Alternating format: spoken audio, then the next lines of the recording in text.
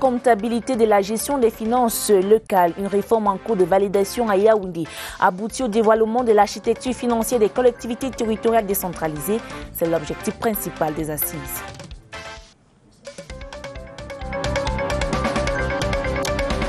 Le Cameroun a sa toute première chaîne de télévision thématique 100% éducation. Le lancement officiel du nouveau média s'est tenu hier à Yaoundé. Objectif, assurer la continuité pédagogique des apprenants pendant cette période de Covid-19.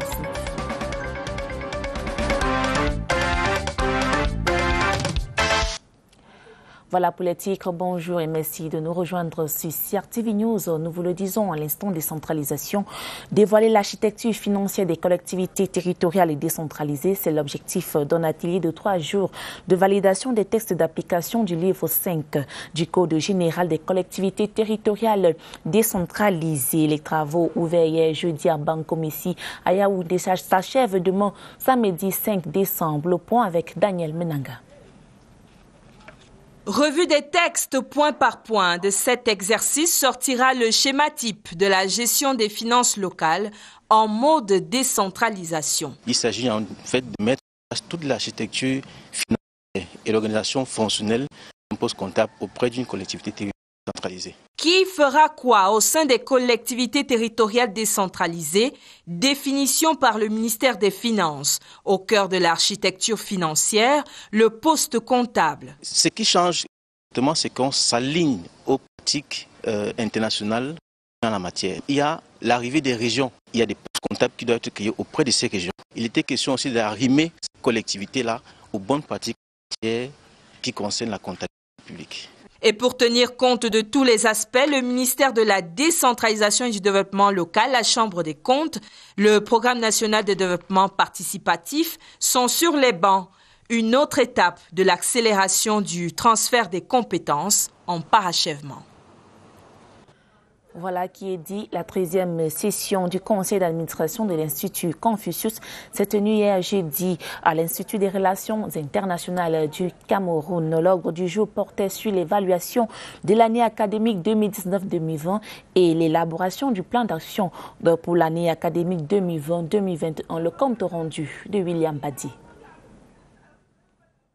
L'Institut des relations internationales du Cameroun abrite ce 3 décembre 2020 le conseil d'administration de l'Institut Confucius. Le dit conseil réunit les membres de l'Université de Yaoundé 2 et de l'Université normale de Zhejiang en Chine. L'ordre du jour de ces travaux tenus par visioconférence était basé sur 2 axes. Le bilan de l'année académique 2020 et naturellement le plan d'action pour l'année 2021. Sur le premier point, nous avons pu constater qu'en dépit des difficultés liées à la pandémie du coronavirus, des dispositions ont été prises et des efforts ont été déployés pour que l'essentiel des activités puissent être menées. En dépit des difficultés liées au coronavirus, les cours ont été dispensés au cours de cette année académique en ligne et très peu en présentiel. Nous avons élaboré un plan d'action qui tient compte de ce qu'au niveau déjà de la Chine, l'instance fêtière a changé et il y a un certain nombre de réajustements sur le fonctionnement et le management qui ont été adoptés. Nous pensons que le plan d'action qui a été arrêté pourra être exécuté probablement mieux qu'en 2020 compte tenu des perspectives. Pour l'année 2021 en projection, des réflexions ont été menées pour en assurer le plein succès et ce malgré la persistance de la pandémie Covid-19.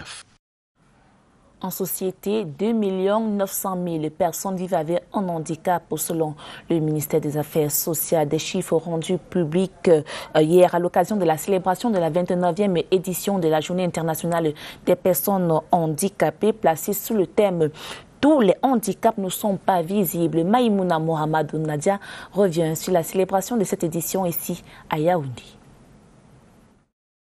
Leur douleur est interne et le regard de la société peu averti. Certaines personnes, quoique affichant une bonne mine, souffrent intérieurement de handicaps pas décelables. La 29e journée internationale des personnes handicapées donne l'occasion à la communauté nationale et internationale d'accorder une attention particulière à ces personnes souffrant d'un handicap non apparent. Effectivement, je suis sourd-muet, mon handicap n'est pas visible, mais par contre, je vis des frustrations tout au long de la vie. Mais nous, les personnes déficientes auditives, on ne nous voit pas. Au moment où se tiennent ces activités qui mettent en exergue la personne handicapée, des avancées enregistrées dans des domaines clés sont perceptibles. Ce qui concerne l'éducation, la formation professionnelle, l'accessibilité aux structures, le MINAS fait cette plaidoirie avec des partenaires et d'autres administrations. Et pour le faire, on a signé des lettres circulaires conjointes avec les administrations concernées comme le MINTP, le ministère de l'enseignement secondaire en ce qui concerne l'admission des enfants handicapés et les enfants nés de parents handicapés. Ce temps notoire était aussi l'occasion pour le ministre des Affaires sociales, Pauline Irène Guéné, de réaffirmer certains principes de base trop souvent oubliés, tels le respect de la dignité des êtres humains. La considération due à chaque personne, valide ou non, implique la reconnaissance de droits fondamentaux comme l'éducation ou l'accès au travail. Et puis en éducation, c'est officiel. Le Cameroun a sa toute première chaîne thématique 100% éducation. Le lancement officiel de la chaîne télévision School TV Africa, c'était né hier ici même à Yaoundé. Le nouveau média voit le jour pour assurer la continuité pédagogique pendant cette période de pandémie de Covid-19 et assurer durablement l'accès équitable à l'éducation, quelle que soit la situation sociale de l'apprenant. Je vous propose de regarder ce reportage. Voici la télévision thématique consacrée exclusivement à l'éducation. C'est le nouveau média camerounais qui va permettre aux enfants défavorisés de pouvoir préparer et passer les examens officiels cette année. Notre objectif, c'est de bien former la jeunesse camerounaise pour que finalement, nous autres, lorsqu'on sera passé, que ces jeunes-là prennent nos places et de manière digne. J'ai envie de voir nos jeunes grandir, mais bien grandir et bien formés. Cette offre trouve son originalité dans le contexte de la pandémie du coronavirus pour assurer la continuité pédagogique avec des solutions d'apprentissage à distance. L'application de cette chaîne de télévision est téléchargeable en ligne sur Play Store et présente plusieurs programmes pour tous les niveaux du système éducatif camerounais. Mais il offre aussi l'apprentissage des langues locales. Dans la suite de l'actualité, la cérémonie officielle d'ouverture de la foire internationale du jeune chercheur africain s'est tenue aussi hier ici même à Yaoundé. Le thème retenu pour cette année s'intitule « Jeune chercheur, acteur stratégique du développement des pays africains ». Aminatou Bindoro, reportage. Conscient du fait que le développement d'un pays passe par leur intégration et leur dévouement, ces jeunes chercheurs ici présents ont massivement répondu à ce rendez-vous de la science en Afrique.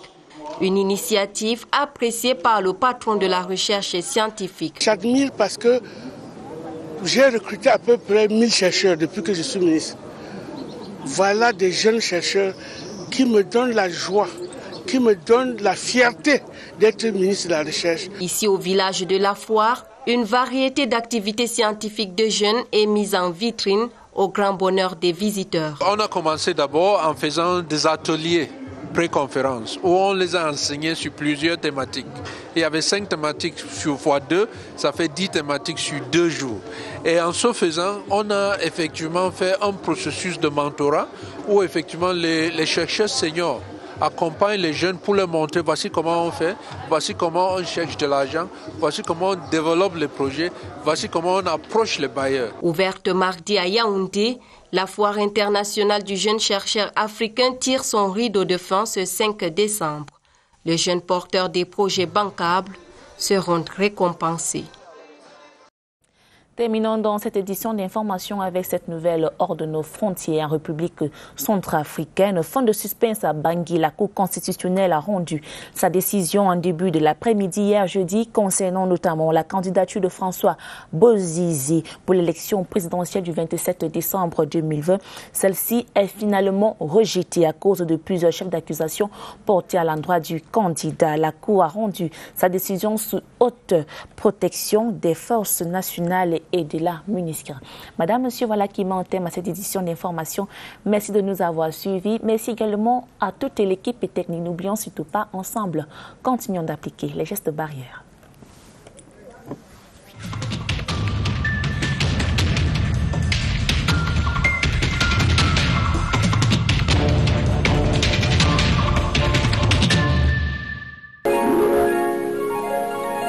CRTV News, ici, toute l'info.